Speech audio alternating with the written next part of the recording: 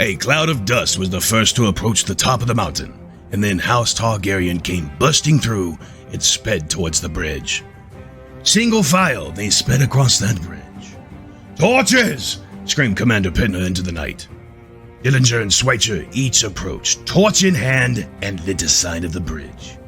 A familiar cloud of dust began forming at the mountain peak. Second Command Reeves rode up to the edge, took one more swig of a brandy, and flung the decanter into the middle of the bridge. "That'll do it," she said as the shattered, resulting in a blaze. They pulled their horses back toward the road and began descent to where the Iron Islands waited below. House Lannister sped through the cloud of dust towards the blazing bridge. "We can make it, Commander!" shouted Second-in-Command Scott. Commander Bowens pulled up slightly and listened. The sound of hooves outside their own told her others were close behind. "I hope you're right, because we have no other choice." "To the bridge!" Single file, they sped over the bridge. One by one, they flew through the fire, off the bridge and down the mountain. Over the peak came Fisher and Boyle and immediately stopped. "The bridge is on fire, Commander!" he bellowed to the others as House Stark came into view. Commander Thompson pulled up, staring at the bridge, calculating their odds. "A pond, Commander!"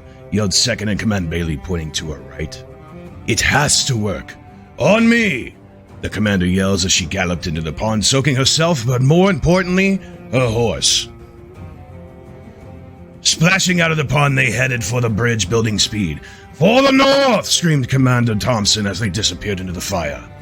Engulfed in smoke and heat, boards breaking underfoot, all they could do was trust their horse and their will to live.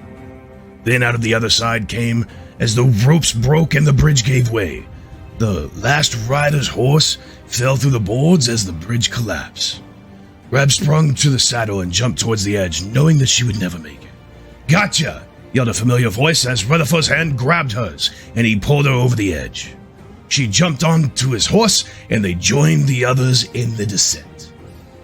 On the other side of the ravine, House Tyrell watched as the Starks disappeared into the horizon. "Time is of the essence," Commander Wind bellowed. "We must get to the 10 Towers before they find the traitor." "I know this, Commander," said the Second-in-Command Bell. "There's a path past that pond. The descent isn't as perilous as the ravine below reaches the 10 Towers. "Lead the way, Bell," instructed the commander. "We aren't out of this yet." In the 10 Towers, from a high window, someone watched as banners from 4 houses approached. He looked around and began to plan where to hide and then stopped. "I thought I was going to have to do this alone," the stranger said to himself, smiling. "Let's see who gets to me first.